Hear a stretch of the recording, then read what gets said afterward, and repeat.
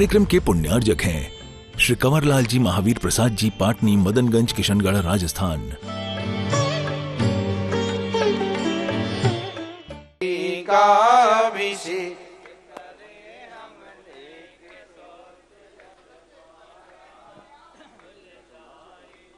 आप हमारा सुख शांति अगर तुम चाहो तो झट धोती वाहिन कर आओ तो, सुख शांति अगर तुम चाहो तो झट धोती पहन कर आओ तो, कर एक बार तू प्रभु जी की शांति धारा, बने जीवन उत्तम सारा।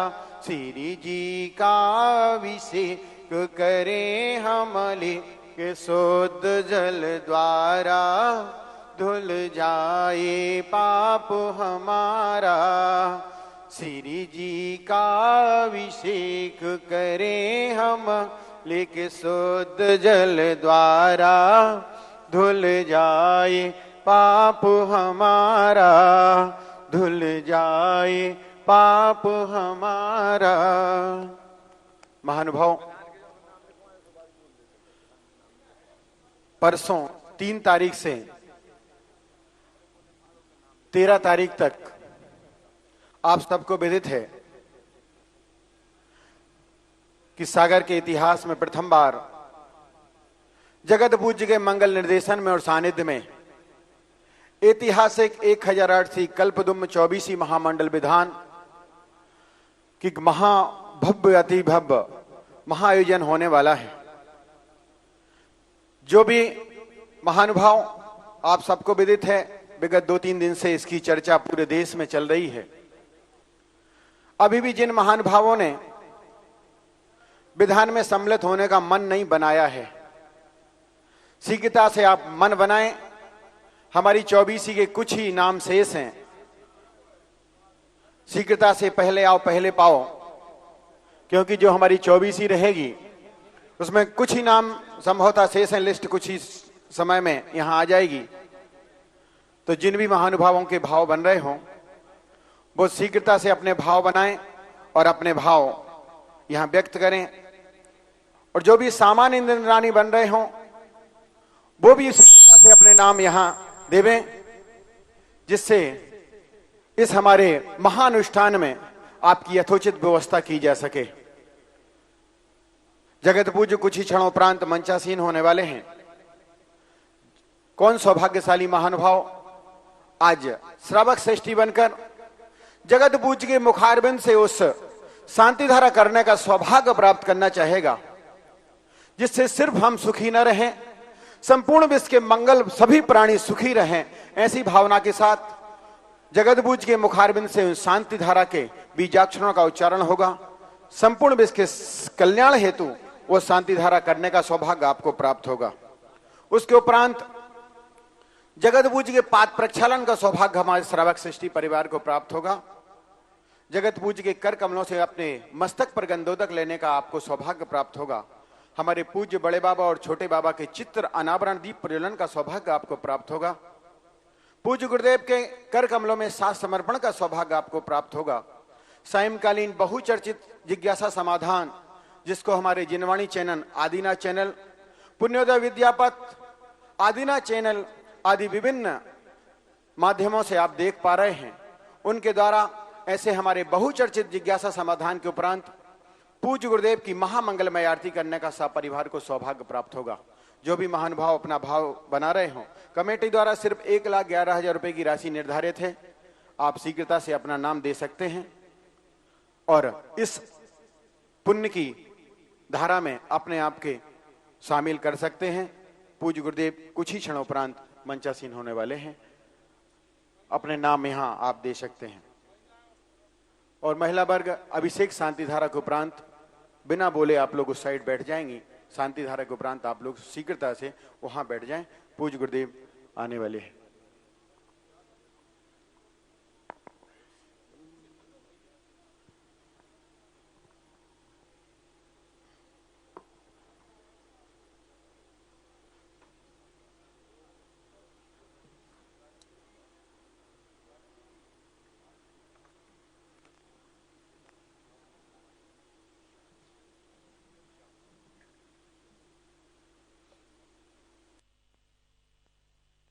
महानुभाव के अभी भी भाव बन रहे हैं और जो श्रावक श्रेष्ठी बन करके आज के दिन भर के सारे के मांगलिक कार्य करने का सौभाग्य प्राप्त करना चाहता है, उसके लिए समिति की ओर से 1,11,000 रुपए की राशि निर्धारित की गई है।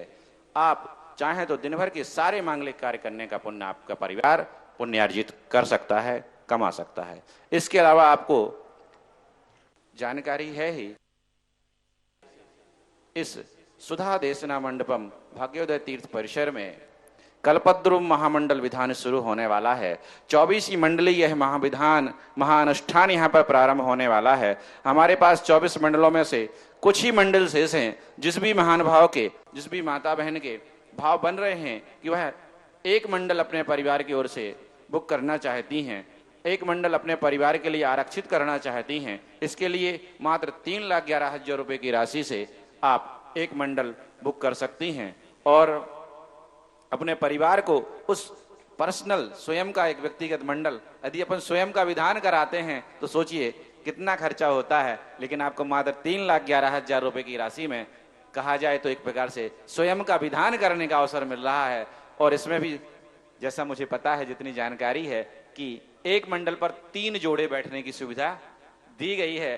तो आप शीघ्रता से, हमारे पास लगभग अधिकांश मंडल बुक हो चुके हैं, कुछ ही शेष हैं, हमारे पास नाम प्रेषित करें। अभी भी आप घोषणा करवा सकते हैं, हमारे पास अभी आप नाम नोट करा सकते हैं। यदि किसी के भाव बन रहे हैं तो हम उसकी घोषणा यहाँ पर कर सकते हैं।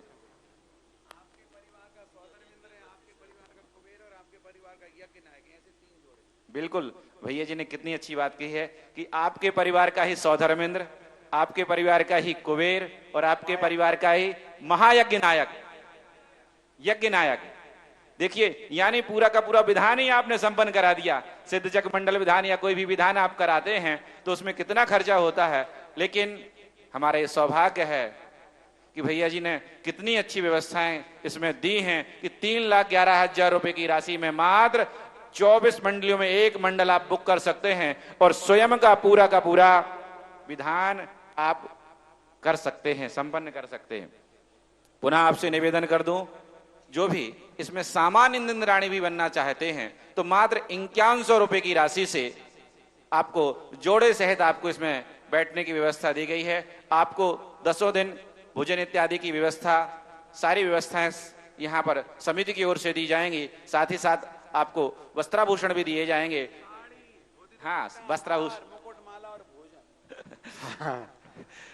साड़ी, धोती, दुपट्टा, हार, मुकुट और भोजन भी 16 का आपको संपूर्ण सुविधाएं समिति की ओर से प्रदान की जा रही हैं। मात्र आपको मन में ये लाना है कि हमें इंद्राणी बनना है और सागर के प्रत्येक घर से कम एक इंद्राणी जोड़े के साथ, महाराज जी के कहना है जोड़ा बनना चाहिए, भले वो सास बहू का बने। हाँ, नहीं। अच्छा, अच्छा, 2, अच्छा,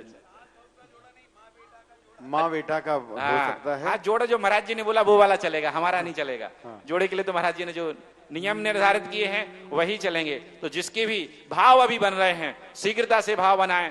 कॉलोनी आप हम तक नहीं आ पा रहे हैं, हमारी समिति की ओर से सुविधा दी गई है। आप जिस कॉलोनी में निवास करते हैं उस कॉलोनी में जो भी मंदिर ट्रस्ट कमेटी है वहां पर आप अपने नाम नोट करा सकते हैं। 16 के वस्त्र जो हमारा मुख्य पांडाल है, मुख्य मंदिर अभी मिल जाएंगे। अच्छा, विधान में आपको विधान वाले कपड़े चाहिए हैं, ठीक है, आप विधान में नाम लिखवा दीजिएगा, अभी हमारे यहाँ काउंटर से मिल जाएंगे आपको। आप पहले नाम नोट करवा दीजिए, उसके बाद आपको सारी चीजें प्राप्त हो जाएंगी। कपड़े का इतना वो आप विकल्प मत कीजिए, कल तक आपको मिल ही जाएंगे। अभी आप सिर्फ नाम नोट करवाइए कि हमें इंद्राणी बनना है, भाव बनाइए, नाम नोट करवाइए और भावों को हमारे तक प्रेषित भी कीजिए, बना के अपने पास रख ना लीजिए। यदि किसी का अभी भी भाव बन रहा है, कोई एक मंडल, कोई एक पूरा का पूरा 24 मंडलों में से एक मंडल बुक करना चाहता है तो हमारे तक भाव पहुंचा दें, क्योंकि ये अवसर बार बार नहीं आएगा। हमारे परम सौभाग्य से लगभग मैं 6.5 साल से सागर में निवास कर रहा हूं, ऐसा पहला अवसर है कि इतने बृहद रूप में कल्पद्रुम महामंडल विधान सागर नगर में आयोजित होने वाला है। और किसके सानिध्य में होने वाला है? जगत पूज्य के सानिध्य में होने वाला है, क्योंकि जगत पूज्य के सानिध्य में जो भी होता है वो अनुपम होता है, अद्वितीय होता है और अनोखा होता है। और सबसे बड़ी बात हम आपको बता दें कि जगत पूज्य के सानिध्य में होने वाला है, वो कराने वाले हमारे बाल ब्रह्मचारी भैया प्रदीप भैया जी सुयस अशोकनगर जी के मार्ग निर्देशन में होने वाला है, क्योंकि इनके मार्ग निर्देशन में हमें खुद ही नहीं पता कि कितने पंच कल्याणक हो गए। तो यह सब हमारा सौभाग्य है। अभी भी आपको मौका है, क्योंकि एक बार यदि 24 मंडल हमारे बुक हो गए तो फिर आप आओगे भी कि भैया जी 25वां हमारा नाम लिख लो या 26वां हमारा नाम लिख लो, तो फिर हम कुछ नहीं कर पाएंगे। फिर आप कितनी भी जैक लगाना, कुछ भी करना, फिर हम कुछ नहीं कर पाएंगे। अभी है पहले आओ और पहले पाओ, और नहीं तो समय निकल गया तो फिर पछताने के अलावा कुछ नहीं रह जाएगा। अभी भी समय है, शीघ्रता से हमारे पास नाम प्रेषित करें। जिन भी महान भाव के भाव बन रहे हैं वो शीघ्रता से नाम दें हमारी कमेटी के पास। आप हमारी कमेटी तक नहीं आ सकते तो स्थानीय मंदिर कमेटी के पास आप नाम नोट करा दें, वहां से हमारे पास। दिल में नाम तेरा है, तू भगवान मेरा है। दिल में नाम तेरा है, तू भगवान मेरा है। मैं भक्त तेरा हनुमान सा, तू राम मेरा है। पृथ्वी चक्रवर्ती जगत पूज्य निरापक श्रमण मुनिवर श्री सुधा सागर जी महामुनिराज जी की नमोस्तु भगवान। सभी लोग पीछे से अलग हो जाएं, भगवान। और जिनकी शांति धारा उसके अलावा कोई भी गंदोदक लेने नहीं जाएगा। सभी लोग पीछे से अलग हो जाएं। कमल भैया किसी को मत जाने देना, जिनकी शांति धारा उसके अलावा ऋषभ जी परिवार। और दूसरी ओर से आराध्या जाएगा। आराध्या तुम्हारा जन्मदिन है कौन? ओम ह्रीं श्रीं क्लीं ऐं अरहं वं मं हम शं थं फं वं भं मं मम हम हम शं शं तं थं पं पं झं झं झीं झीं छीं छीं द्राम द्राम द्रीं द्रीं द्रावय द्रावय नमो रहते भगवते श्रीमते। ओम ह्रीं कुरुम अभिषेक कारकश्य पापम खंड खंड जय जय दह दह पच पच पाचे पाचे। ओम नमो अर्हं झं झीं छीं हम सम जं वं ह्राय शा छापाः छां छीं छूं छें छीं छौं छौं छं छा छीं ह्रां ह्रीं ह्रूं ह्रैं ह्रैं ह्रौं ह्रं द्रां द्रीं द्रावय द्रावय नमो रहते भगवते श्रीमती ठाठा सृष्टि श्री लक्ष्मीचंद कमल कुमार ऋषभ प्रदीप सुदीप अरहंत राजेश सिद्धांत पंकज श्रेय अनुयोग दक्ष धैर्य समस्त बांद्रीवाला परिवार स्नातक आराध्य शास्त्री जन्म दिवसे शुभ अवसरे श्री निर्मल कुमार जी जैन मथुराबाई समस्त परिवार अर्पिता जैन आरोग्यार्थम शोभना जैन मांगीलाल जी जैन तरिणी जैन सुनैना जैन शीतल प्रसाद मनीष प्रज्ञा बेहद माही विशा थांदला समस्त परिवार सुधा जैन बड़ोदिया अशोकनगर तारी तरिणी जैन सुनैना जैन विभोष स्नेह सुनील अमन जैन समस्त निर्मल जैन कियांश जैन संजय सोनू विनीता प्रदीप बांद्रे शीला जैन समस्त परिवार आरोग्यार्थम अभिनंदन लर्नी सिद्धार्थ प्रियंका पार्थ अनंता पूजा जैन गर्भ शिशु रक्षार्थम समझ जैन आरोग्यार्थम उषा जैन आरोग्यार्थम संस्कृति वैराग्य शीघ्र जैन आरोग्यार्थम हुक्मचंद जैन सफला कृष्ण कुमार जैन दमोह आरोग्यार्थम मुकेश कुमार जैन आरोग्यार्थम 24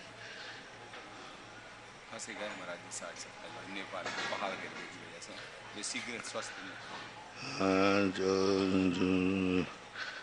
कौन है यात्री? अच्छा, चतुर्वेशी तीर्थंकर जन्म स्थली दर्शनार्थ निमित्त गत यात्री निर्विघ्न सानंद संपन्नार्थम कुमार जैन सारिका जैन गुना श्रीमती सुंदरबाई हृदय रोग व्याधि बाधा निवारणार्थम श्री रस्तु वृद्धि रस्तु तुष्टि रस्तु पुष्टि रस्तु शांति रस्तु कांति रस्तु कल्याण मस्तु स्वा एवं अस्माकं कार्य सिद्ध्यर्थम सर्वविघ्न निवारणार्थम श्रीमद् भगवत रस सर्वज्ञ परमेष्टि परम पवित्राय नमो नमः। श्री शांति भट्टारक पाद पद्म प्रसादात सद्धर्म श्री बलायु आरोग्य ऐश्वर्या विवृद्धि रस्तु सद्धर्म से परस्य वर्गा प्रसिदंतुना ओम वृषवादया श्री वर्धमान पर्यंता चतुर्विंशति अनंत भगवंता सर्वज्ञ परम मंगल नाम ध्येय यहाँ मुत्सा सिद्धिम तन्वंतु सद्धर्म कार्यसु यहाँ मुत्सा सिद्धिम प्रयच्छन्तु न। ओम नमो रते भगवते दक्षिणा शेष दूर स्मराय दिव्य तेजो मूर्ति नमः। श्री शांतिनाथाय शांतिकराय सर्वविघ्न प्रनाशनाय शर रोगा मृत्यु विनाशनाय सर पर के क्षुद्र पुत्र विनाशनाय सर्वारक्ष शांतिकराय ओम राम ह्रीं रूम रऊम राशिया उषा नमा शर्विघ्न शांतिम कुरु कुरु तुष्टिम पुष्टिम कुरु कुरु स्वाहा कामम छंद छंदभिं विन्दति कामम बलि कामम क्रोधं पापं वैरं च वायुभयं सर्वशत्रुविघ्नं सर्वशरणं सर्वविघ्नं सर्वचौर दुष्टभयं सर्वशर्वविषेक संघादिभयं सर्वग्रहभयं सर्वदोषं व्याधिपरमन्त्रं सर्वात्मघातं परघातं च सर्वसूरोगं रोगं क्षुरोगं सर्वरोगं जलरोगं च सर्वनरमारम सर्वगजासको महिषाज मारम चातुर्मासिक शांतिधारा श्रेष्ठी श्री तरुण कुमार रजनी अनुराग प्रतीक्षा काला अंकुर मनसा एवं आर्यवीर जैन मुंबई निवासिनां समस्त परिवाराहं सर्वनरमारम सर्वमहाजमारम सर्वशतान वृक्षतागोलम पुत्रपल्मारम सर्वराष्ट्रमारम सर्वकुरु बेताल शाकिनी डाग्नि भयानी सर्ववेदनीयम शर्मोनियम सर्वापस्मारम अशुभ कर्म जन दुखानी दुष्टजन कितान मंत्र तंत्र दुष्टि मुष्टि छल छत्र दोषान सर्वदुष्ट देव दानव वीर नरना सर्वाष्टकुली नाग जंतु विस्मयानी सर्वस्थावर जगम वृश्चिक सर्पादि सर्व सिंहाष्टापदादि के दोषान मानोचाटन विद्वेषण मोहन वशीकरणादि दोषान ओम ह्रीम अश्मभ्यम चक्र विक्रम सत्य जो बल शौर्य शांति पूरा पूरा सर्व जीवानंदनम जनानंदनम भव्यानंदनम गोकुलानंदनम सर्व राजानंदनम सर्व सर्वानंदनम कुरु कुरु स्वाहा यस्सुखं त्रिषु लोकेषु व्याधि विसंवर्तम अभयम शम आरोग्यम शस्त्रस्तु विद्यते श्री शांतिरस्तु शिवमस्तु जयोस्तु नित्यमारोग्यमस्तु तुष्टिरस्तु पुष्टिरस्तु समृद्धिरस्तु कल्याणमस्तु सुखमस्तु अभिवृद्धिरस्तु दीर्घायु सद्धर्म श्री बलायु आरोग्य ऐश्वर्य अभिवृद्धिरस्तु ओम ह्रीं श्रीं क्लीं औषानाद विद्याय नमो नंदन सर्वशांतिं कुरु कुरु स्वाहा ओम ह्रीं श्रीं क्लीं परमस्य औषानाद विद्याय नमो तारं सर्वशांतिं कुरु कुरु स्वाहा आयुर्वल्ली विलासम सकल सुखफलैर्रागत्वा वीरं वीरं गरीरं निरुपमयोत्तात्सनोत्कीर्तिं सिद्धिं वृद्धिं समिद्धिं पृथ्वीतरणैस्परिदुच्चै प्रतापं कांतिं शांतिं समाधिं वितरतु जगतामुत्तमा शांतिधारा संभोजिकानां प्रतिपालिकानां यतीन्द्र सामान्य तपोधनानां देशस्य राष्ट्रस्य पुरस्य राज्ञः करोतु शान्तिं भगवज्जिनेन्द्र करोतु शान्तिं भगवज्जिनेन्द्र करोतु शान्तिं भगवत् ओम ह्रीं अश्वराधिहारमध्ये क्षिप्ततां स्थापयामि ओम ह्रीं शबरद्वयमिष्टाभयामि ओम ह्रीं वृषभादिवीरान्तेभ्यो अर्घं नृपामते दिव्य पुष्पांजलि चलिए आ जाइए तीनों लोग आ जाइए बस 3 जन के मुकुट हैं जिनके सिर पे वो आ जाए ओनली मुकुट लगा के आइए मुकुट वहां मत रखना है यहीं मुकुट के साथ आ जाइए उनके पीछे कोई नहीं आएगा तीनों मुकुट गंधोदक भी साथ में ले आना गंधोदक सब बैठ जाए देखो टाइम हो गया सब चलिए बैठिए सभी लोग चलिए टाइम सभी लोग अपने स्थान बैठ जाए शीघ्र भगवान जी को उठा ले भगवान जी को चलो मुकुट लगा के आओ आराधना नहीं तो फिर गंधोदक नहीं लगेगा जल्दी आओ मैंने गुरु जी के चरण पखारे धन भाग्य हमारे मैंने गुरु जी के चरण पखारे धन भाग्य हमारे चरणाम्बुज स्पर्श करत ही चरणाम्बुज स्पर्श करत ही हे हर्ष अपार। चलिए अपने हाथों को जोड़ें सभी लोग शीघ्रता से। हे स्वामी नमोस्तु, हे स्वामी नमोस्तु, हे स्वामी नमोस्तु। आपकी मंगलमयी दिव्य देशना हम सब जीवों का मोक्ष मार्ग प्रशस्त करे। हे भगवान नमोस्तु नमोस्तु नमोस्तु। जय श्री ओम नमः सिद्धेभ्यः, जय श्री ओम नमः सिद्धेभ्यः।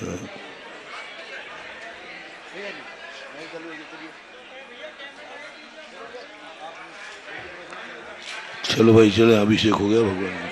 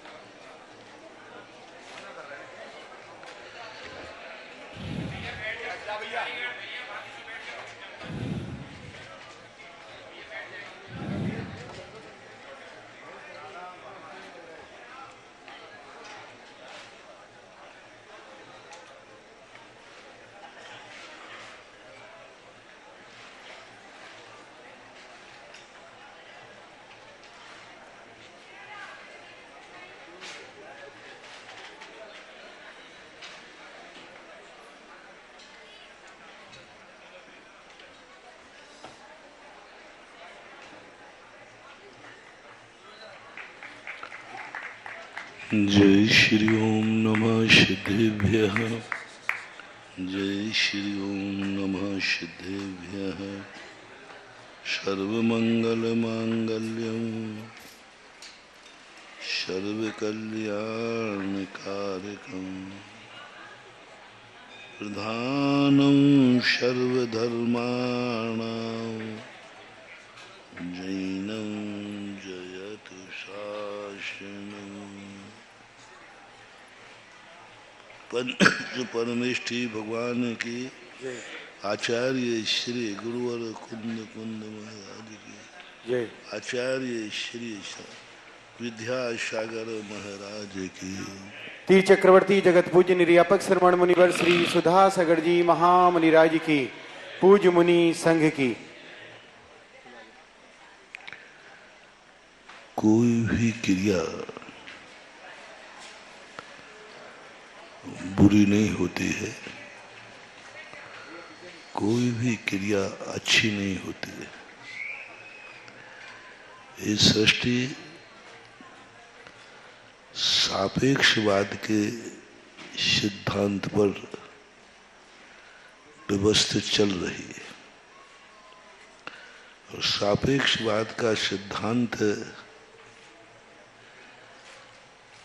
जो ना यह सत्य है ना वह सत्य है, और यह भी सत्य है वह भी सत्य है। सापेक्षवाद जो सिद्धांत है वो अभाव रूप भी है और सद्भाव रूप भी है। इस दुनिया में कुछ भी नहीं है, ये अभाव रूप हुआ। इस दुनिया में सब कुछ है, सद्भाव रूप हुआ। क्रिया बंध का कारण नहीं है, अभिप्राय बंध का कारण होता है। ये दुनिया विनाशशील नहीं है।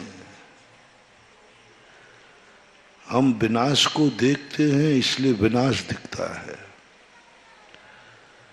हम विनाश को देखना बंद कर दें, कोई भी चीज मिटती हुई नजर नहीं आएगी। हमारी दृष्टि में सृष्टि का स्वरूप क्या है? इसी सृष्टि में एक मुमुक्षु के लिए कोई भी चीज विनाश नहीं दिखती, वो दिखती है शाश्वत सत्य।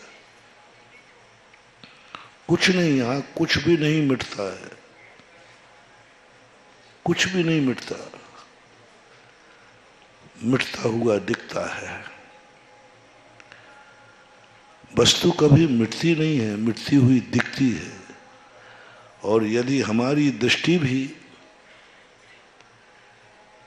यदि ठान ले कि हमें इस सृष्टि में मिटते हुए नहीं देखना है, तो सृष्टि कभी मिटती हुई नहीं दिखेगी। तुम ठान लो कि मैं मरता नहीं हूं, तो आप मर रहे होगे लेकिन आपको मरने की अनुभूति नहीं होगी। आप मर रहे, दुनिया कह रही है, लेकिन आपको मरने की अनुभूति नहीं होगी, क्योंकि आपने अपनी दृष्टि में बना लिया कि मैं मर नहीं सकता, मैं तो अजर अमर अविनाशी हूं, मर ही नहीं सकता। भले उसको कितने भी कष्टों से मारो, लेकिन वो मरने की अनुभूति नहीं करता। सद्भाव में अभाव की अनुभूति होना, बस यही का नाम है जल से भिन्न कमल। अभाव की अनुभूति तो सभी करते हैं, सभी करते हैं। अभाव में सद्भाव की अनुभूति दूसरे नंबर का व्यक्ति करता है। पहले नंबर का व्यक्ति वह है जो सबसे ज्यादा निकृष्ट है, जो सदा अभाव की अनुभूति करता है, सदा अभाव की, उसे सद्भाव का ज्ञान ही नहीं। दूसरे नंबर का व्यक्ति वो है जो सद्भाव की अनुभूति करता है, जो उसके पास है उसकी अनुभूति करता है। तीसरे नंबर पे जो सर्वश्रेष्ठ है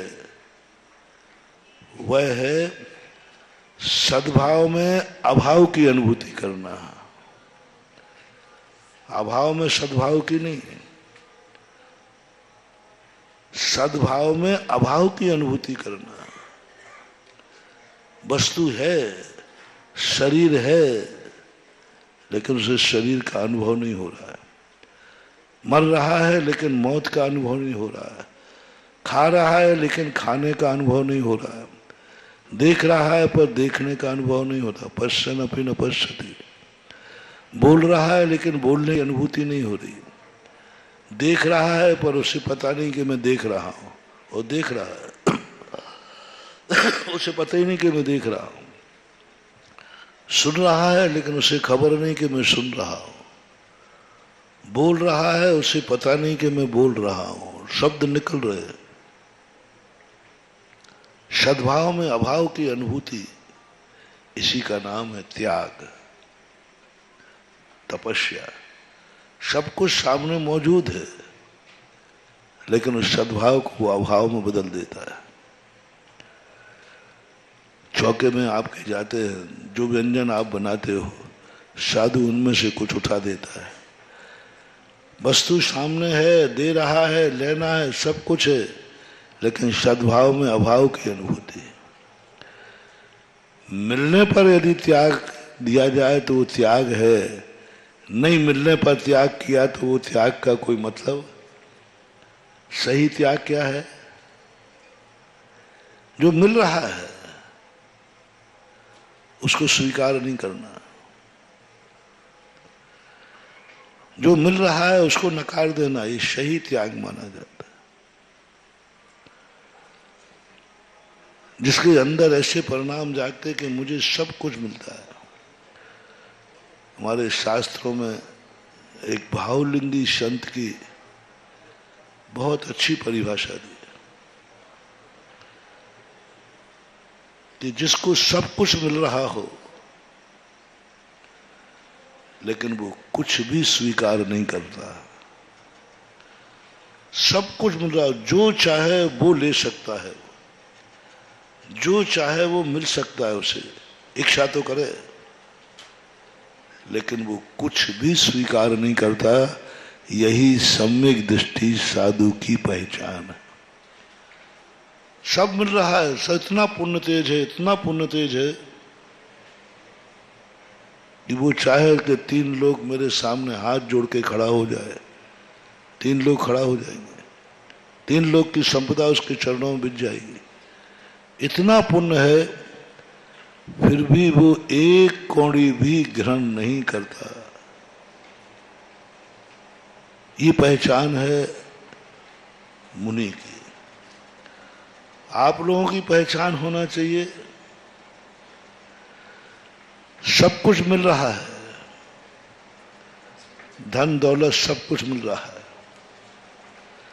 जो चाहो वो मिल रहा है, लेकिन वह तुम्हारे धर्म से वंचित कर देगा।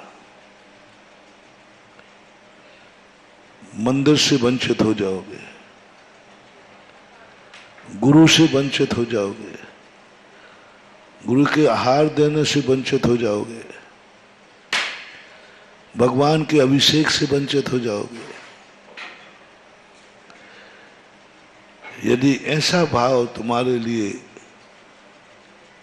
मन में आ जाए कि जिन जिन कार्यों से हम धर्म से वंचित हो जाएंगे, धर्मात्मा से वंचित हो जाएंगे, वे कार्य मैं कर सकता हूं, करने में समर्थ हूं, लेकिन मैं नहीं करूंगा। मैं ऐसे कार्यों का त्याग करता हूं जो मुझे गुरु से दूर कर दे। गुरु मेरे से आहार नहीं लेगा। ऐसे सब कार्य, गृहस्थ को ज्यादा त्याग नहीं। हम लोगों का तो अलग है, हम लोगों का तो वो सारी वस्तुएं त्यागना है। उन वस्तुओं के प्रति मेरा कोई ममत्व भाव नहीं होना चाहिए, क्योंकि वो वस्तुएं हमारे लिए उपकारी हैं तो भी हम उनको त्यागने का प्रयास करेंगे क्योंकि ये पर है।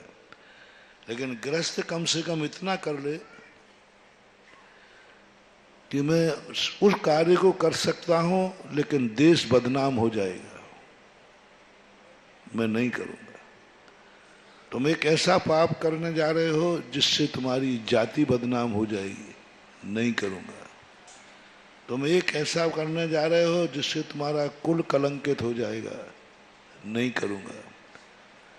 ऐसा पाप करने जा रहे हो कि तुम धर्म से वंचित हो जाओगे। सम्यक दृष्टि कहता है संसार में ऐसे कार्यों का मैं त्याग करता हूं जिस कार्य को करने से मुझे धर्म से वंचित होना पड़े। यदि ये तुमने त्याग नियम ले लिया तो आपका बहुत बड़ा तप, आपकी बहुत बड़ी स्थिति अच्छी बन जाएगी। आपको समझना है कि क्या है ये। सद्भाव में कभी अभाव की उपलब्धि हो, सद्भाव 1200 विद्याएं आ गई। पूज्यवर वीर स्वामी श्री धवला जी में कहते मुनि महाराज की तपस्या इतनी तपस्या है, यदि सच्चा मुनि अपनी एक सामयिक में एक फरमान जारी करे, फलाने स्वर्ग के देवता को इसी समय प्रेजेंट पोजीशन में मेरे सामने उपस्थित होना चाहिए, वो देवता को होना पड़ेगा, देवता को आना पड़ेगा। इतनी ताकत होती है दिगंबर मुनि की सामयिक में, इतनी ताकत होती है उनकी साधना में। कुछ नहीं करेगा देवता, वो क्या किसने बुलाया? दिगंबर जैन साधु, वो भी सच्चा साधु है, आना पड़ेगा, आ जाएगा। लेकिन दिगंबर मुनि की विशेषता देखो, सारे देवता जिनके पास आना चाहते हैं, उनकी सेवा करना चाहते हैं, उनकी आज्ञा का पालन करना चाहते हैं, और मुनिराज उसे त्याग देते हैं। और दुनिया उनके पीछे घूम रही कि एक ही देवता आ जाए, देवता उसकी तरफ देखता नहीं। कटनी की घटना है, पूज्य आचार्य महाराज थे और वहां पर आहार के लिए गए। पंडित जी साहब थे जगमोहन लाल जी, वो पड़गान के लिए खड़े थे। आचार्य से यूं चले गए, नहीं पड़गान। एक और दूसरा तापसी वहीं खड़ा था भिक्षा मांगने के लिए। पंडित वो कह रहा है कि भाई तुम जिन महाराज को तुम देना चाहते हो वे तुम्हारी तरफ देख नहीं रहे, और मैं तुम्हारे यहां मांगने खड़ा हूं, तुम मेरी तरफ नहीं देख रहे। जिसको देना चाहते हो वो तुम्हारी तरफ नहीं देख रहे हो, और जो लेना चाहता है उसकी तरफ तुम नहीं देख रहे। ये मामला क्या है? इतने में आचार्य जी का लौटना हुआ। पंडित जी ने कलश रख दिया था।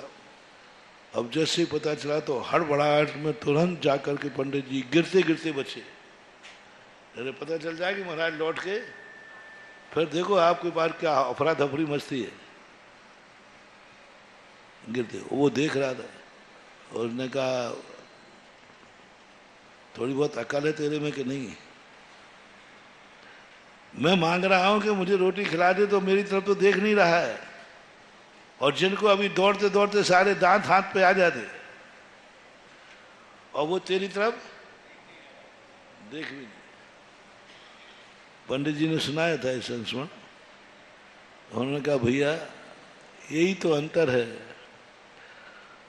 उनको पड़गाने में हमारे दांत भी टूट जाए तो भी सस्ता है वो ले में। तो क्या अंतर है? वो भी रोटी खाना चाहते, हम भी खाना चाहते। फर्क इतना सा है कि तुम रोटी के पीछे हो, उनके पीछे रोटी दौड़ती है। तुम रोटियों के पीछे दौड़ रहे हो, तुम संसार के पीछे दौड़ रहे हो, उनके पीछे संसार दौड़ रहा है। तुम दुनिया की तरफ दौड़ रहे हो और उनकी तरफ दुनिया दौड़ रही है। वो दुनिया के पीछे हैं, तुम दुनिया के पीछे हो और उनके पीछे दुनिया है। तुम दुनिया के पीछे दौड़ रहे हो और उनके पीछे दुनिया है। क्या अंतर है? कोई तो अंतर नहीं हुआ। वो भी रोटी मांग रहा है, ये भी रोटी खाने के लिए निकले हैं, लेकिन अभिप्राय में कितना अंतर आ गया। दिगंबर साधु की बहुत बड़ी शक्तियां, लेकिन वो ग्रहण ही नहीं करते। और यही त्याग उसके लिए वरदान सिद्ध हो जाता है। वे 1200 विद्याएं सिद्ध हो गई अभिन्न दस पूर्वी को, भिन्न दस पूर्वी को। दो महाराज बैठे थे वहीं पर, एक द्रव्यलिंगी मिथ्या दृष्टि और एक भावलिंगी।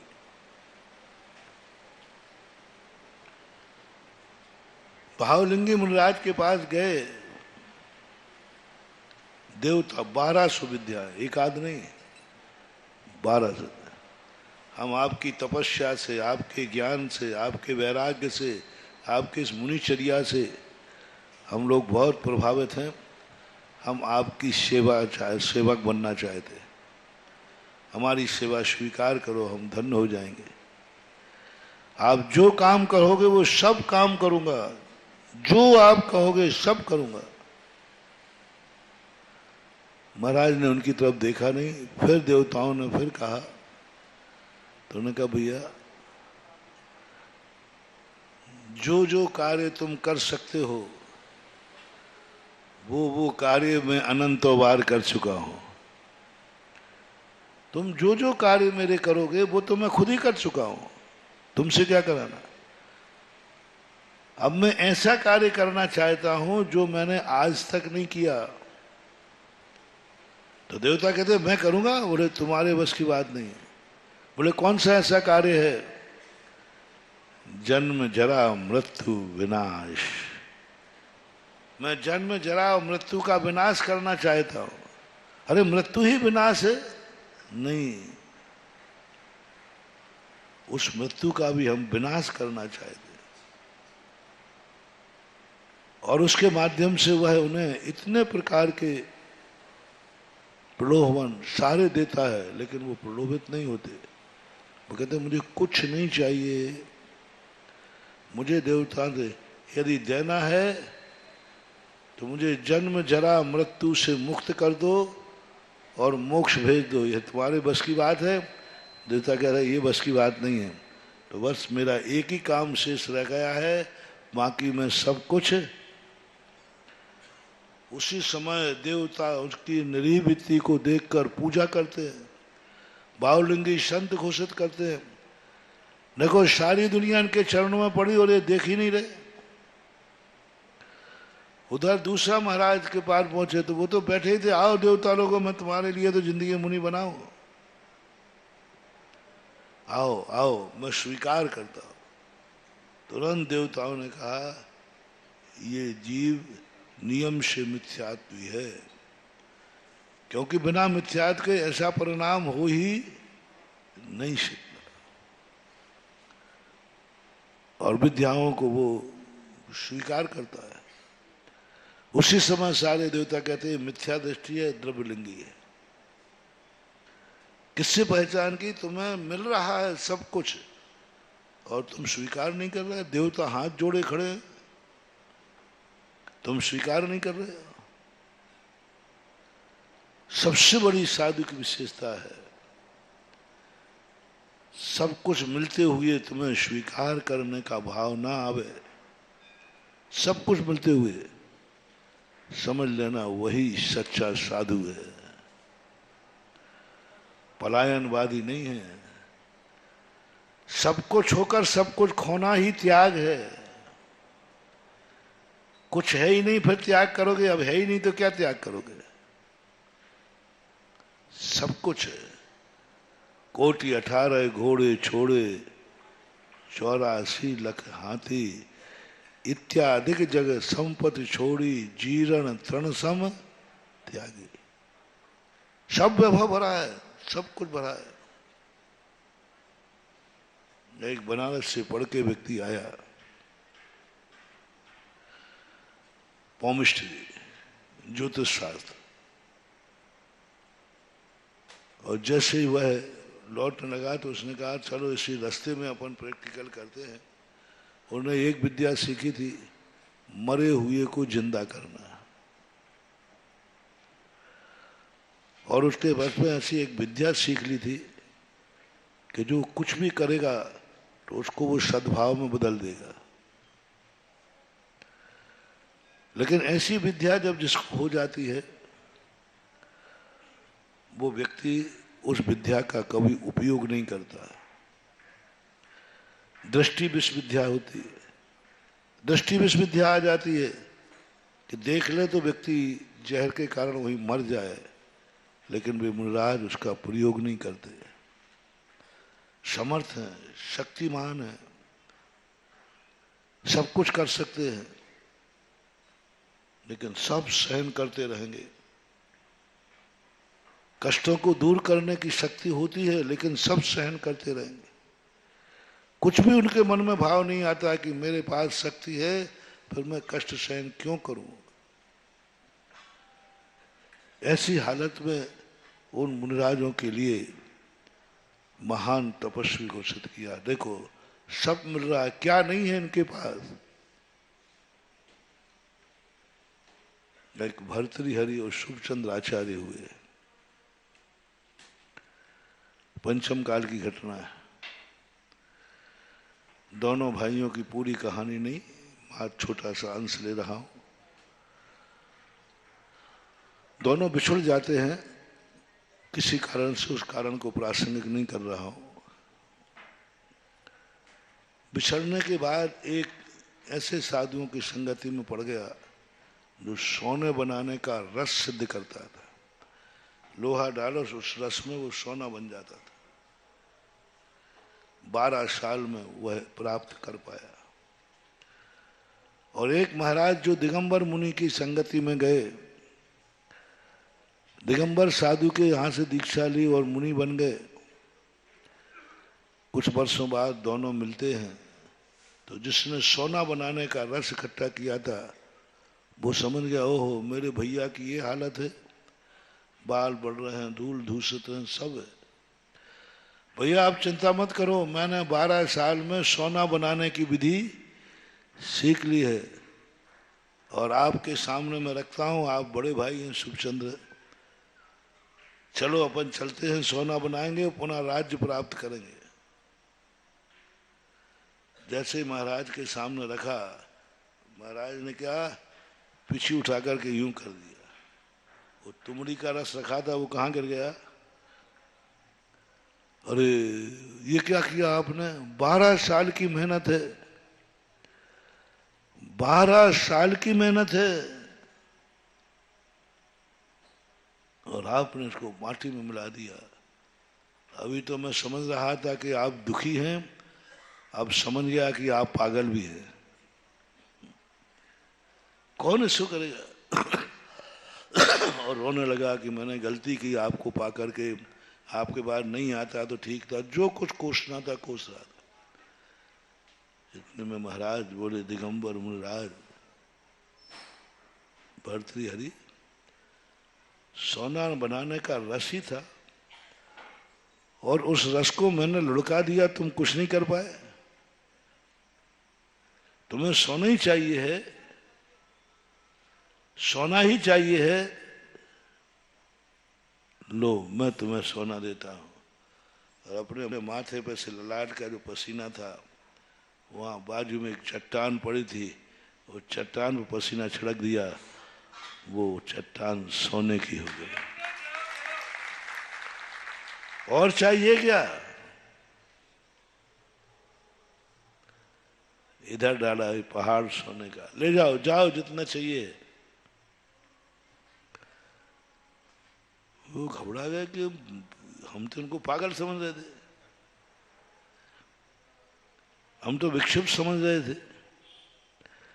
ये तो बहुत बड़े धन आदमी हैं, अमीर आदमी हैं, इनके पास तो सोना बनाना नहीं, पसीना छिड़क दिया हो गया, इतनी ताकत इनके पास है। मैं तो इनको फक्कड़ समझता था। दिगंबर साधु को बाहर से देखोगे तो गम ही गम नजर आएंगे, जरा अंदर तो झांको सरगम लहर आएंगे। बाहर से कछु दिखे नहीं, बाहर से कछु दिखे नहीं, अंदर चमके वाके नूर, हम तो उन्हीं चरणों के दास हैं। बाहर से कुछ नहीं दिख रहा है, अंदर नूर चमक रहा है। और वह जो नूर होता है वो एक अटूट होता है, अकाट होता है, हर व्यक्ति नहीं समझ पाता। सुखचंद आचार्य महाराज का ये दृश्य देख करके लगता है कि ये दुनिया सब अपनी मुट्ठी में है, सारी दुनिया अपनी मुट्ठी में है, और तुम्हारी सारी दुनिया तुम्हारी मुट्ठी में आ जाएगी, सारी दुनिया तुम्हारे अनुसार चलेगी, पर सारी दुनिया तुम्हारी मुट्ठी में आ जाएगी, करोगे क्या? ये और बता दो, क्या करोगे? कई लोगों की शिकायत होती है, महाराज जी धर्मात्मा गरीब क्यों होते हैं, अधर्मी बहुत अमीर होते हैं।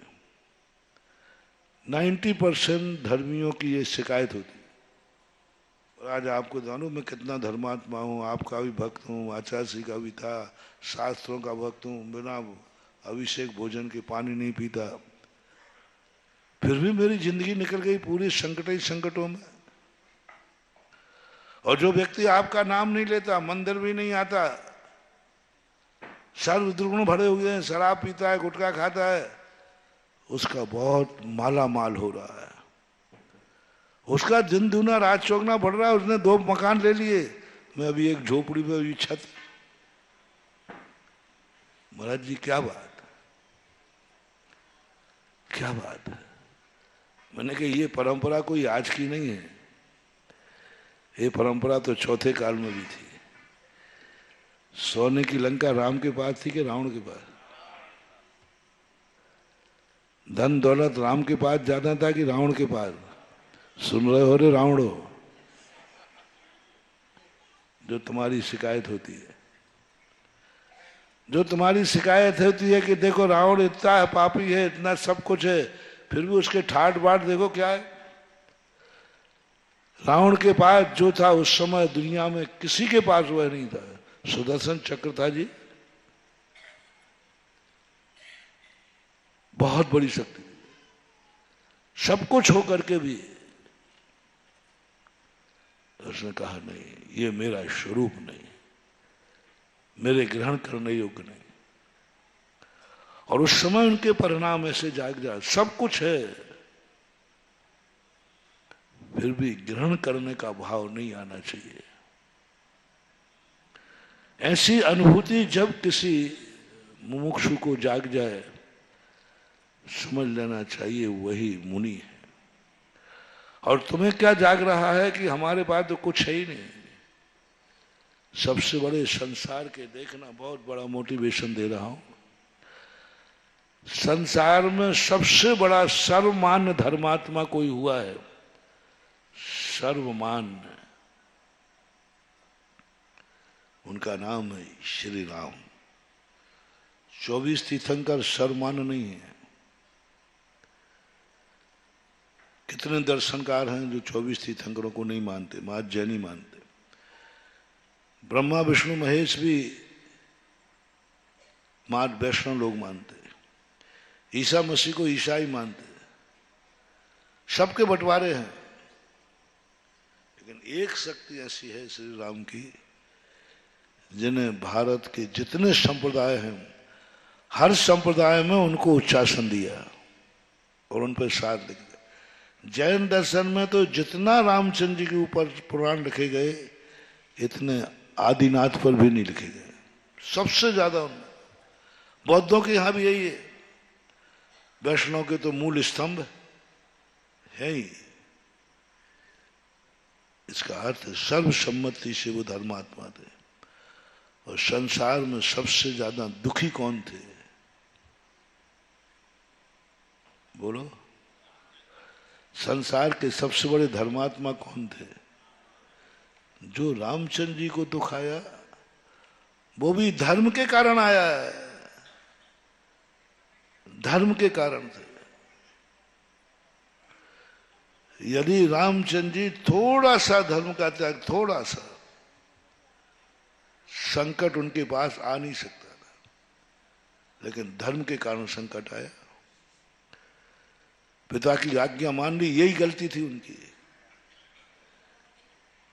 ठोकरें खाने का देखना, अच्छी बात में परेशानी बता रहा हूं। पिता की आज्ञा मानना अच्छी चीज है कि बुरी चीज? बस यही दुख का कारण है। सुनो, कल से आज दोनों से उल्टे प्रवचन चल रहा है। माँ बाप की आज्ञा पालन करने का नाम है दुख को निमंत्रण देना, समर्पित होके मानना, धर्म का शरण लेना। मैं पहले से तुम्हें बता देता हूं, बाद में कहोगे तो हमें किसी ने बताया नहीं। मेरा नेचर नहीं है कि मैं तुम्हें सोने के मांडलों का लोभ देकर बाद में तुम्हें बेलदार बनकर तसला उठाना पड़े। मैं पहले ही कह देता हूं, धर्मात्मा बनोगे संकट आने की पूरी संभावना है, पूरी संभावना। मान के चलना, मान के चलना। जिंदगी में कभी अंतराय नहीं आए होंगे, और बाबा जी बनते ही बालचंदी जिंदाबाद। लोग कहते महाराज जिंदगी में कभी बाल नहीं देखा, और यहां इतने लोग शोध रहे फिर भी दिख जाता है। मैंने कि उस समय तुम बाल देखते ही नहीं थे, टीवी की तरफ देख रहा और यूं यूं करके गा रहा, वो बाल भी कहता महाबल मलेक्षी कुछ देख ही नहीं रहा है। तुम्हारी दृष्टि कहाँ है और हाथ कहाँ चल रहा है?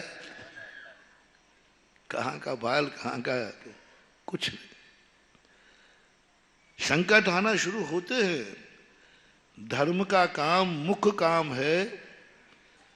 मैंने धर्म की परिभाषाएं पढ़ी, उनमें किसी धर्म की परिभाषा में जो ओरिजिनल धर्म है उनमें पुण्य बंध के लिए कोई विशेष बात नहीं कही। अंतरंग भाव धर्म, जितना जितना व्यक्ति अंदर से धर्म बनता है, परिसर उपसर्ग बढ़ते हैं। परिसर बढ़ेगा, उपसर्ग बढ़ेगा। जितना जितना वो अंदर से धर्मात्मा होगा, परिसर घटेंगे नहीं, बढ़ेंगे। जितने जितने बड़े अब महाराज होते हैं, वे सबसे ज्यादा परिसर सहन करते हैं। और जितने छोटे होंगे, जैसे हम छोटे हैं, तो हमें कितना सहन करना, मच्छर काट रहा है तो। लेकिन बड़े बड़े महाराज शेर सुकौशल जैसे, वो मच्छर से नहीं निपटाएगा कि उनका धर्म बहुत बड़ा है, उनको आएगी शेरनी, क्योंकि वो ज्यादा धर्म कर रहे हैं, वो ज्यादा ध्यान करते हैं, वो ज्यादा बैरागी है, वो ज्यादा बैरागी है, इसलिए उनको शेर आया। अपन कम बैरागी है, इसलिए अपन को मच्छर आया। अच्छा क्या है, मच्छर में चलने दें काम के शेर को बुलाया। शेर को आएगा तो तुम्हें फिर बड़े धर्मात्मा बनना का, बहुत बड़े बैरागी बनना पड़ेगा। जितने जितने बैरागी बनोगे उतने उतने उपसर्ग की क्वालिटी बढ़ती जाएगी। संभावना पूरी है, क्योंकि उपेक्षा संयम उपसर्गों को बुलाता है, अपराध संयम उपसर्गों से बचाता है और बड़ा करता है। नियम से आप देखना, जितने भी आप करोगे, धर्म करने वालों सुन लो कान खोल करके, तुम ये मान के धर्म करना कि धर्म करते ही हमारे ऊपर पहाड़ टूटेगा, धर्म करते ही हमारा सब कुछ खत्म हो जाएगा, धर्म करते ही तुम्हारी मृत्यु आ जाएगी। अब फैसला करो, सब कुछ खत्म हो जाएगा धर्म करोगे, मौत भी आ जाएगी। धर्म करोगे तो अब करना है कि नहीं? तुम कहो नहीं करोगे तो मत करो। मंदिर जाओगे तो नियम से मौत हो सकती है। अब मैं आपसे कह रहा हूं, तुम मंदिर गए तो मर जाओगे। भगवान का समोषण आया है और जो जो समोषण में दर्शन करने गया वो मरेगा। अब क्या राय है आपकी?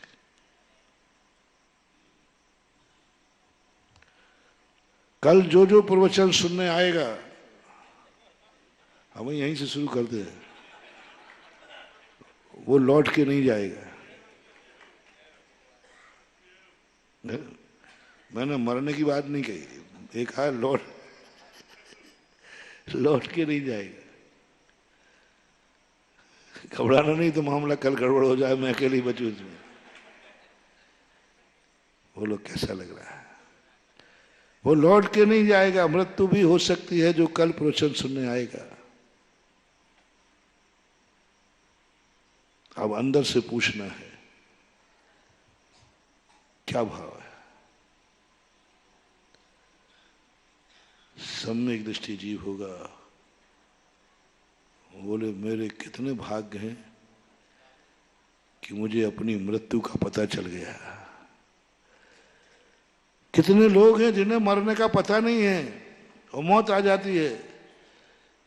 जब कभी तुम्हें यह पता चले कि तुम्हारी कल मौत होना निश्चित है, महानुभाव जितने तुम अपने आप को भाग्यशाली मान सको उतना मानना, उतना मानना। कभी रोना मत, विकल्प नहीं करना। देवता यहीं तो कबाड़ा कर लेते हैं। जैसे उनको 6 महीने पहले पता चलता है कि हमारी उम्र 6 महीने है, तो अति संक्लेश भाव से मरो। बहुत संक्लेश करेगा। भवनेत्र का आदि है, वे इतने संक्लेश करते हैं, एक इंद्री बन जाते हैं, एक इंद्री बन जाते हैं। और सम्यक दृष्टि कहता है, ओहो मैंने कितना पुण्य किया, मैंने सागरों पर्यंत आयु यूं बेहोशी में खो दी। ओहो बड़भागी हैं, कम से कम मुझे मृत्यु का पता चल गया। अब मैं 6 महीने में अपने को सुधार लूंगा। जिंदगी भर में वो भी मदहोश था, स्वर्गीय सुखों में भोगों में लीन था, लेकिन आसन्न भव 6 महीने की घोषणा होते ही वो घबराता नहीं। ओ भाग्य है, ये 6 महीने हमें सुधरने को मौका मिला। कभी भी पहला मोटिवेशन जिंदगी में, यदि तुम्हें कभी मौत का समय पता चल जाए, बस आपको संसार का सबसे बड़ा बड़भागी मानना है। मैं वह व्यक्ति हूं जिसे मौत का पता चल गया कि मैं मरने वाला हूं। बहुत बड़ी गॉड गिफ्ट है महानुभाव, बहुत बड़ी गॉड गिफ्ट है कि तुम्हें मरने का समय पता चल गया। चाहे बड़ी वो फांसी भी क्यों ना हो, चाहे भली वो,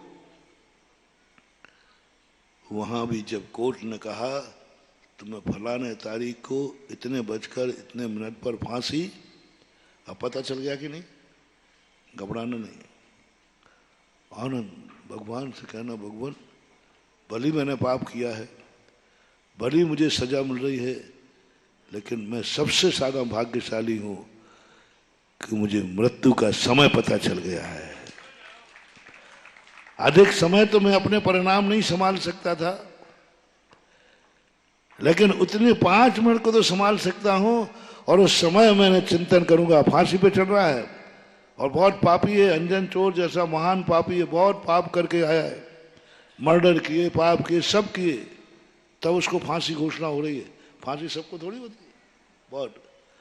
अब देखना, इतने बड़े पापी को गोल्डन चांस, जो संसार का बहुत बड़ा पापी है, फांसी की सजा बोली है। और यदि वो कलाकार है तो जिंदगी भर के किए हुए पाप बस उन 5 मिनट में, जिस समय उसको फांसी का वो कपड़ा पहनाया जाता ना, मुंह पे फंदा लगाया, पर उस समय इतने में चला गया। आत्मा स्वभाव पर भाव भिन्नम, मैं अजर अमर अविनाशी शाश्वत चेतन आत्मा हूं। मैं इन सब से भिन्न हूं। एको हम शास दो आदा, मैं ज्ञान दर्शनमयी हूं। ऐसा 5 मिनट के अंदर सब पर्यायों से भिन्न, फांसी के फंदे से भी वह सीधा 16वें स्वर्ग में चला गया। व्रत ले लिया, मैं सब परिग्रह का त्याग करता हूं, हिंसा झूठ चोरी सब त्याग करता हूं। मात अंत के 1 मिनट के अंदर कवाड़ा कर दिया उसने, सब किया हुआ। मात इतना माना उसने, मेरे भाग्य हैं जो मुझे मृत्यु का, आज यदि तुम्हें कोई वरदान देवे, दुनिया की चीजें मत मांगना।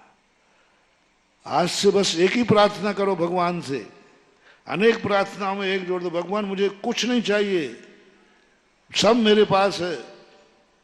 मुझे धर्म नहीं चाहिए, धर्म मेरे पास है, सब कुछ मेरे पास है। बस मुझे एक ही बात बता दें, प्रभु जब मरूं तो मरने के पहले मुझे अपना पता चल जाए कि मैं आज मरने वाला हूं, बस। और कोई फरियाद मत करना,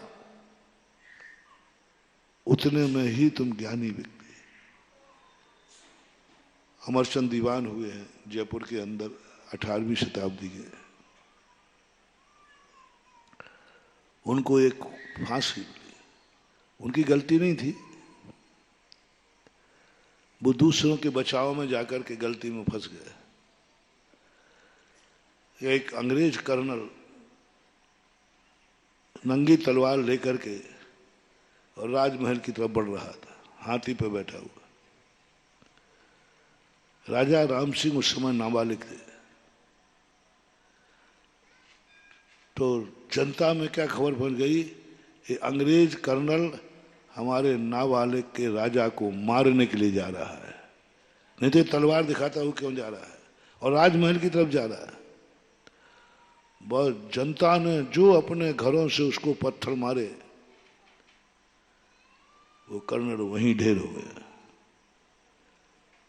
इंग्लैंड से फरमान जारी हुआ कि 1 हफ्ते के अंदर अपराधी सामने आ जाए, 1 हफ्ते के, अन्यथा सारे मोदी चौकड़े खाने को भून दिया जाए। आदेश हो गया, पूरे को समाप्त कर दिया जाए, अन्यथा वो व्यक्ति सामने आवे। कोई आने को तैयार नहीं, क्योंकि सबने पत्थर मारे थे। पहला पत्थर किसने मारा था, किसने शुरुआत की थी, अंग्रेज उसको जानना चाहते थे। दीवान जी मंदिर जी में थे, पूजा करके लौटे, बोले क्या बात है? बोले दीवान जी ऐसी ऐसी बात है, और 8 दिन के अंदर यदि अपराधी घोषित नहीं हुआ, समर्पित नहीं हुआ, तो पूरे मोहल्ले को कत्लेआम कर दी जाएगा। दीवान जी की आत्मा भय, 8 दिन बाद ये पूरा मोहल्ला, हजारों लाखों लोग घाट उतार दिए जाएंगे मौत के। आत्मा कांप गई, और वो मंदिर से घर नहीं गए, सीधी अदालत में पहुंच के कहते हैं मैं इसका अपराधी हूं, कर्नल को मैंने मारा है। और कुछ भी नहीं था उनका, कुछ भी नहीं, झूठ बोल दिया। अंग्रेजों ने कहा तुम मार ही नहीं सकते, तुम क्या मारोगे छना पानी पीने वाले। सबको मालूम है कि उन्होंने नहीं मारा। तो उन्होंने कहा यदि आप मुझे बचाना चाहते हैं तो आप फरमान वापस लीजिए, किसी को नहीं, और मैं जब तक जिंदा हूं मेरे मोहल्ले का एक भी व्यक्ति को आप मार नहीं सकते, मुझे मारो। कोर्ट केस हुआ, अदालत चली, अपराध तो अपराध था, उनको फांसी मिली। और फांसी मिलने के बाद जब फांसी की तारीख निश्चित हुई, इतने खुश, कोई गड़बड़ नहीं, बहुत अच्छा हुआ, कम से कम मरने का समय बस। और इतने हुआ, अंतिम इच्छा उनसे पूछी तुम्हारी अंतिम इच्छा क्या है? बोले बस मेरे मंदिर में भगवान जी है, उनके दर्शन करवा दो मुझे बस। फांसी के घंटे भर पहले दर्शन कराया, गवर्नमेंट दर्शन कराने लगी, अब फांसी पे चढ़ना है। उस समय उन्होंने भावना भाई हे भगवान, मेरी एक ही तमन्ना थी, जब मेरे प्राण निकले तब भगवान तू मेरे सामने हो। तेरे सामने प्राण निकलने की जिंदगी भर में भावना भाई थी, लेकिन आज तेरे सामने नहीं, फांसी पर आज मैं मरूंगा। आज मरना तो निश्चित है। जैसे तेरी ने ऐसा कह करके उसने नमोस्तु किया, जैसे नमोस्तु किया मंदिर में, तैसे उनके प्राण पखेरु उड़ गए। अंग्रेज घबरा गए, क्योंकि जिसको फांसी मिल जाए वो मर जाए तो बहुत बड़ा हंगामा मच जाता है। फिर जैसे तैसे करके पकड़ करके मरे हुए में फंदा डाला और उनको मारने का अभिनय किया। तो ऐसी बात होती है कि जब अपने पास संकल्प शक्ति हो तो अपन सारी सृष्टि को अपनी मुट्ठी में बांध सकते हैं। सारी दुनिया अपने अनुसार चलने को तैयार हो जाएगी, बस हमें चाहिए हमारे मन में अभाव की एक ऐसी बन जाए, सारी दुनिया तुम्हारे पीछे घूमती रहेगी। हमें कुछ नहीं चाहिए।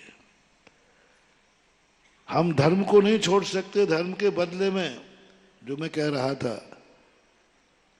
रामचंद्र जी थोड़ा सा अधर्म का सहारा ले लेते, ज्यादा नहीं।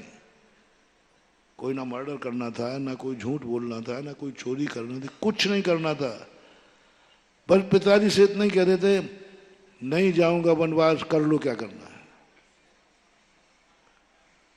अरे भाई, बाप से इतनी तो कह सकते, बच्चे तो थे ही। इतना सा एक बात कहने में कितना संकट बच जाता, कल्पना करो। तुम लोग होते रहे तो क्या करते? आज हम लोग कहते करते नहीं, हम तो सीधा उठाते, पापा कोट पकड़ा कर दूंगा, ध्यान रखना।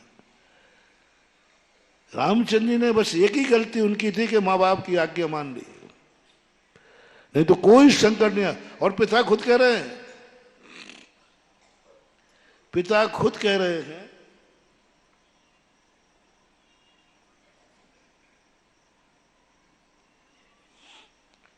कि मैंने वचन दिया था कैकेयी को, तू कह दे नहीं जाना। माता कौशल्या के सब करो, अयोध्या की जनता कह रही कि इतने सीधे मत बनो, कह दो नहीं जाना, देखो करें क्या करते हैं। बोलो रामचंद्र जी मना कर देते तो बताओ, सारे लोग पक्ष में थे। रामचंद्र जी थोड़ा सा पंचायत बैठा लेते तो कौन जीतता? कोर्ट केस करते तो पक्का जीतते। 100% केस उनके हाथ में था। कोर्ट केस कर देते कि कैकेयी मुझे वनवास भेजने वाली कौन होती है, और पिताजी भी वनवास भेजने वाले कौन होते हैं। पूरी अदालत का कानून रामचंद्र के पक्ष में थे। और हम महाराज लोग भी किसके पक्ष में जाते? मैं तो जाता पक्का है। मैं तो कहता कि ऐसी आज्ञा फाज्ञा से क्या रहना देना, इतना खतरा है। अरे अपराध छोटा सा है, पिता की आज्ञा का उल्लंघन ही तो हो रहा है, छोटा सा अपराध है, लेकिन कितने संकट बच जाएंगे, कितना अनर्थ बच जाएगा। पिता की आज्ञा मानने पर पिता भी मर जाएंगे और नहीं मानने पर पिता भी बच जाएंगे, इतना भी लाभ है। राम, तू वनवास चला गया, मैं जिंदा नहीं रहूंगा, मैं जिंदा नहीं रहूंगा। तब तो राम की आत्मा कांपना चाहिए। रामचंद्र जी कहते, पिताजी, पिताजी से भी बड़ा होता है पिता की आज्ञा। मैंने एक बार कहा था ना, गुरु से भी बहुत बड़ी चीज होती है गुरु की। गुरु बहुत छोटा है, बहुत छोटा है गुरु, और गुरु की आज्ञा भगवान से भी बड़ा कोई है तो भगवान की आज्ञा। बहुत बड़ी बात कह रहा हूं महानुभाव, भगवान से भी बड़ा है भगवान से मुनि महाराज को लेता हूं। मुनि महाराज को भगवान ने जो आज्ञा दी है उसमें यदि हमें दो में से एक छोड़ना पड़ेगा, या तो भगवान को छोड़ना पड़ेगा या भगवान की आज्ञा छोड़ना पड़ेगी। जैसे एक दिन हमने कहा था कि भगवान दर्शन देने आए हैं,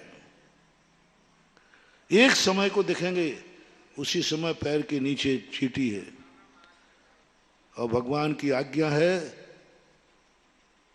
कुछ भी परिस्थिति आ जाए जीव की विराधना नहीं होना चाहिए। अब भगवान का दर्शन छूटे तो छूटे, लेकिन जीव की विराधना, क्योंकि वो उनकी आज्ञा है। भगवान से बड़ा भगवान का उपदेश है। उन्होंने हमें भगवान नहीं चाहिए, भगवान से हमारा कल्याण नहीं होना है, भगवान से हमारा कल्याण, और भगवान हमारा कल्याण करने वाले नहीं है। हमारा कल्याण होगा भगवान की आज्ञा मानने से, उपदेश से। बोलो महान भाव, भगवान से अपना कल्याण होगा या भगवान की बात मानने से? बात मानने से। भगवान से कल्याण नहीं है। मारीच तो भगवान के पास ही था ना, भगवान का पोता था ना। क्या कर लिया भगवान ने? तीर्थंकर थे, पिता तद्भव मोक्षगामी थे, 99 चाचा तद्भव मोक्षगामी थे, दोनों बुआएं जन्मजात बैरागनी थे। क्या कर लिया इन सब ने? क्या कर लिया इन सब ने? कुछ नहीं कर पाया। वो सबको मानता था, बस उनकी बात नहीं मानता था। और एक चांडाल कुल में जन्म लेने वाले को कुछ नहीं मिला। न महाराज को आहार दे पाया, न महाराज को छू पाया, कुछ नहीं कर पाया। मात्र एक बड़ा कार्य किया कि उसने भगवान की आज्ञा का पालन किया। भगवान का उपदेश भगवान से बड़ा है। गुरु बड़ा के गुरु की आज्ञा बड़ी है। हम लोगों ने आचार्य जी से कहा था, मैंने कहा आचार्य जी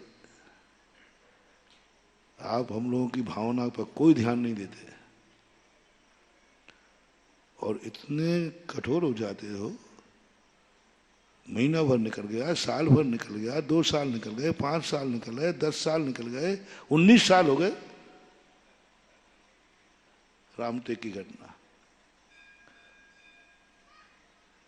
हम लोगों की भावना है आपके दर्शन करने की। हम लोग यदि आपके बिना पूछे आ जाए तो आप क्या कर लोगे? क्या कर लोगे बता दो। क्या कर लोगे बताओ? कोई पाप नहीं कर रहा हूं, बताओ भैया, बताओ, तुम बताओ। महाराज के दर्शन करने जा रहे हैं, नमस्तु करने जा रहे हैं। नमस्तु करना कोई पाप है क्या? नहीं है ना। तो आप मना करो और हम लोग सब आ जाएंगे तो आप क्या करोगे? प्रायश्चित तो दे नहीं सकते, क्योंकि नमस्तु करना कोई पाप में नमस्तु करने आया हूं, कोई पाप में तो है नहीं। और कहां जा रहा हूं नमस्तु करने? गुरु के पास ही तो आ रहा हूं। उन्होंने कहा कि हाँ हम तो कुछ नहीं कर पाएंगे, कोर्ट केस तो करेंगे नहीं।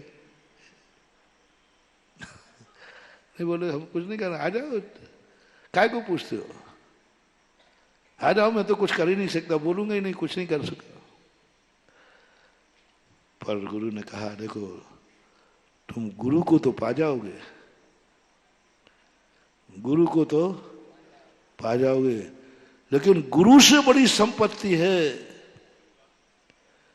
गुरु की आज्ञा, वो खो दोगे, वो खो दोगे जो गुरु से भी बड़ी है। उपवास करने का मन है,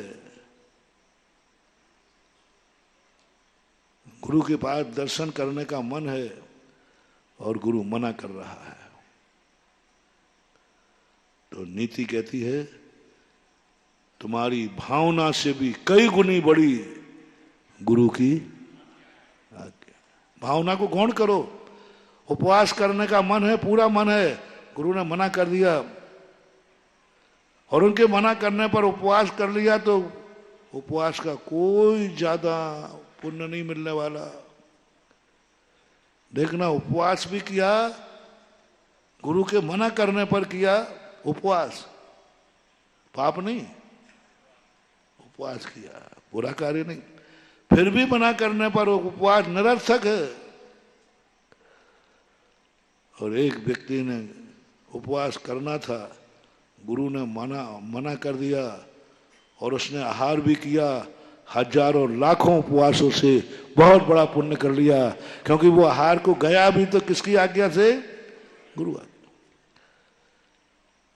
पिता का मरना निश्चित है। पिता की आज्ञा मानोगे पिता मर जाएगा, पिता की आज्ञा नहीं मानोगे पिता बच जाएगा। फैसला हमारे तुम्हारे हाथ में।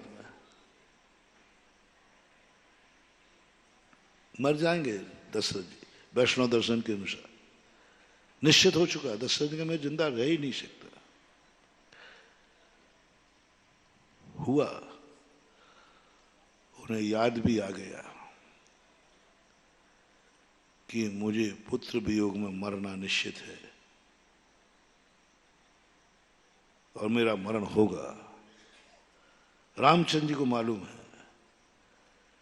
अब रामचंद्र जी के सामने दो, पिता और पिता की आज्ञा, मौत का सवाल है। यदि पिता की आज्ञा को टालते हैं तो पिताजी बच जाएंगे। पिता तो आज्ञा देंगे क्योंकि वो तो बंधे हुए हैं। आप अपनी आज्ञा वापस ले लो ना, मैं नहीं जाऊंगा। आप वापस ले लो ना, मेरी आज्ञा नहीं है कि तुम बनवास जाओ। दशरथ को कहा, सुमन ने कहा, उनके आमंत्रित थे,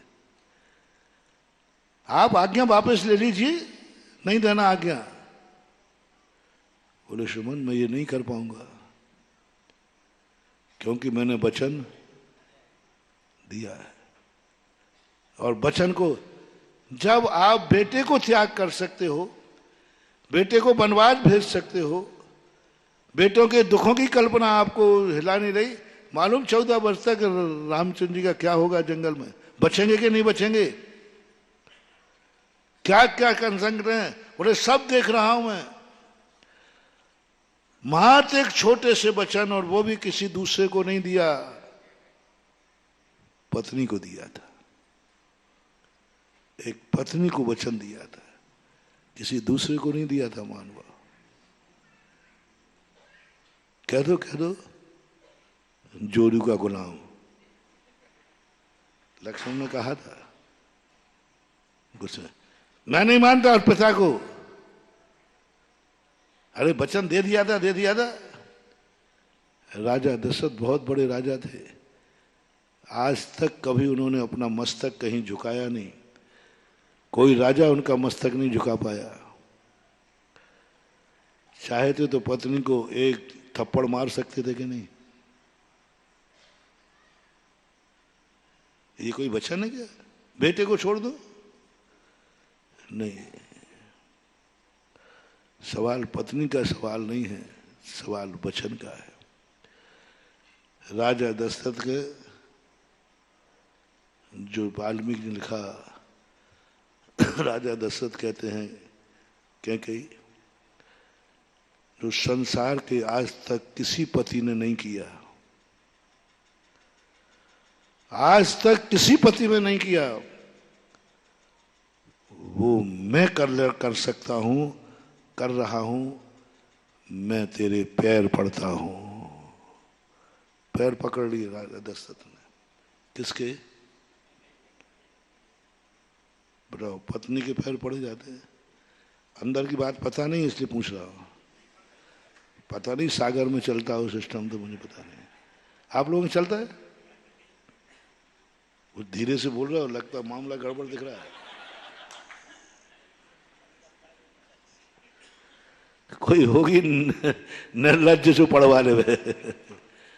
सच्ची नारी तो पति से पैर नहीं पड़वा सकती। दशरथ ने वहां कहा, आज तक कभी किसी ने कितना भी जोरू का गुलाम रहा हो, लेकिन आज तक किसी पुरुष ने पत्नी के पैर नहीं पड़े, वो भी मैं करने को तैयार हूं। और पैर पकड़ लिए, कैकेयी के पैर पकड़े राजा दशरथ ने।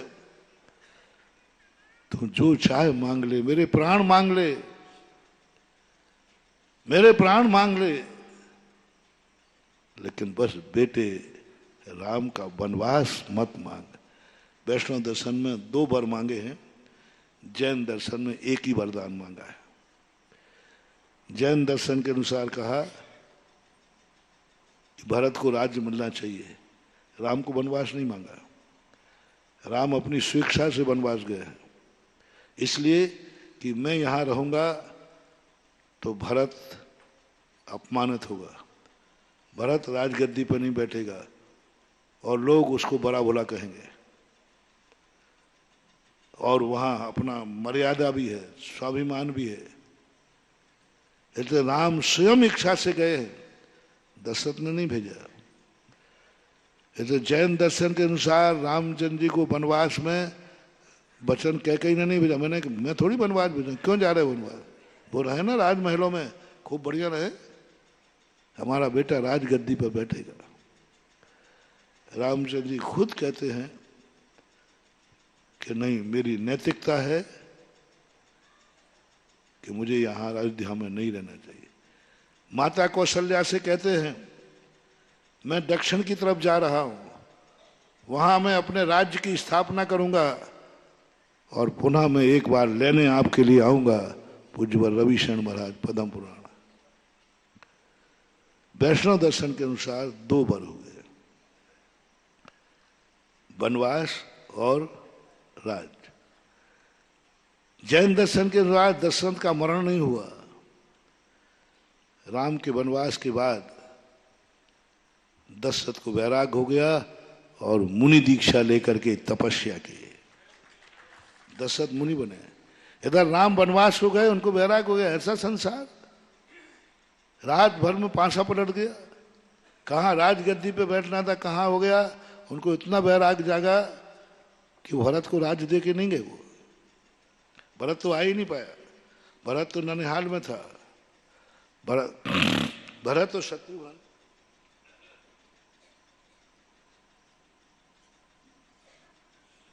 भरत और शत्रुघ्न कश्मीर में थे। कैकेयी कश्मीर की थी, पंजाबन, जाति नहीं देश। कश्मीर नरेश की बेटी थी और कश्मीर तो अयोध्या से काफी दूर था। जिस दिन राम का वनवास हुआ उसी दिन दशरथ ने दीक्षा ले ली। राजगद्दी भरत को दशरथ ने नहीं दी। तभी फिर दशरथ रामचंद्र जी भरत जाकर के चित्रकूट में मिलने के लिए गए। जैन दर्शन के अनुसार भी मिलन हुआ, वो आगे की कहानी गौण करता हूं। वहां पर जाकर के जो वनवास दिया गया, 2 वचन लिए कि नहीं, राम को वनवास, क्योंकि अगर जानती थी कि राम यहां रहेंगे तो भरत की चलने वाली नहीं है और भरत राजगद्दी पर बैठेगा नहीं, भेज दिया। अब वहां पर देखो, दोनों में दीक्षा लेगा या मरण को प्राप्त होंगे। वैष्णव दर्शन के अनुसार तब रामचंद्र जी, सब लोग कह रहे हैं कि देखो, आप पिता की आज्ञा मानोगे तो पिताजी चले जाएंगे। तब रामचंद्र जी एक ही बात कहते हैं, आप लोग इतना नहीं समझ पा रहे हो, मैं उस पिता की संतान हूं जो पिता अपने वचन के खातिर प्राणों से प्यारे बेटे का भी त्याग करने को तैयार है, आज्ञा वापस लेने को तैयार नहीं है, मरने को तैयार है। मरेंगे वो, अयोध्या तहस नहस हो जाएगी। ये क्या हमारे पिताजी नहीं जानते हैं? ये सब जानते हुए भी वो अपनी आज्ञा वापस नहीं ले रहे, क्योंकि वचन के पक्के हैं। मैं भी ऐसे ही बाप की संतान हूं कि पिता से बड़ा पिता की आज्ञा। पिता जाए सो जाएंगे, लेकिन आज्ञा मेरे साथ रहेगी। बहुत बड़ी बात मानो। एक बार आचार्य सिंह ने बात इसी प्रसंग में एक दूसरी बात कही, और आचार्य ने खुद बोला, जो महान हम लोगों ने कहा कि महाराज जी आप हम लोगों को संघ से बाहर विहार करा देते हैं, क्यों करा देते विहार? हमें संघ से अलग कर देते हम लोगों को, तुम लोग अलग विहार करो। बोले मैं तो नहीं कराता। बोले मैंने तो कभी विहार कराया नहीं किसी को, मैंने तो अपने संघ से किसी को अलग किया ही नहीं।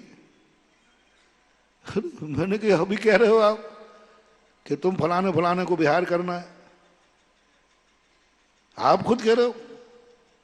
बोले नहीं, मैंने तो कभी नहीं कहा। तो हमने कहा अच्छा हुआ नहीं कहा, तो हम नहीं जाएंगे। बोले टेक टू ऑर्डर, अरे आज्ञा का पालन करो। आचार्य ने कहा देखो हम तुम लोगों को विहार नहीं करा रहे हैं, जब किसी बाप का व्यापार बहुत बड़ा हो और बेटे ज्यादा हो तो एक ही दुकान पर सब बैठे रहते हैं कि ऑफिस अलग अलग बनाए जाते हैं? बोले हम ये तो तुम लोगों को बंजी करने भेज रहे हैं, बंजी करने। ये तो बड़े व्यापार का है, एक का ऑफिस बंबई में है, एक का कलकत्ता में, एक का वहां है। ये तो व्यापार का विस्तार है। हम तुम लोगों को ऑफिस अलग अलग हो जाए, हमारे व्यापार का विस्तार है। और ये भी ध्यान रखना, जो साधु गुरु की आज्ञा में रहता है वो संघ से भली अलग रहे लेकिन संघ में ही रहता है, संघ में ही है वो। यदि गुरु ने आज्ञा दी है कि तुम अकेले विहार करो तो वो एकल विहारी में नहीं आएगा, क्योंकि उसके साथ क्या है? आज्ञा। कोई एकल विहारी में आता ही नहीं वो, क्योंकि वो गुरु की आज्ञा में है, इसलिए वो एकल विहारी नहीं है। आज्ञा के तो कुछ भी हो सकती है, इसलिए आज्ञा का पालन करना गुरु से भी बहुत बड़ा होता है, भगवान से भी बहुत बड़ा होता है। और आप लोगों को विचार करना है कितने संकट झेले मात धर्म के कारण। मात आज्ञा मानना पिता की आज्ञा मानना धर्म है कि अधर्म? तो धर्म के कारण कितने संकट आए। ऐसा संकट मैंने किसी को देखा नहीं। ऐसा संकट किस बुरी तरह निकाला गया। मर्यादा पुरुषोत्तम राम भगवान का अवतार कितने बुरी तरह निकाला गया। राज की आभूषण भी उतरवा लिए गए। इस कार्यक्रम के पुण्यार्जक थे श्री कंवरलाल जी महावीर प्रसाद जी, पाटनी, मदनगंज, किशनगढ़, राजस्थान।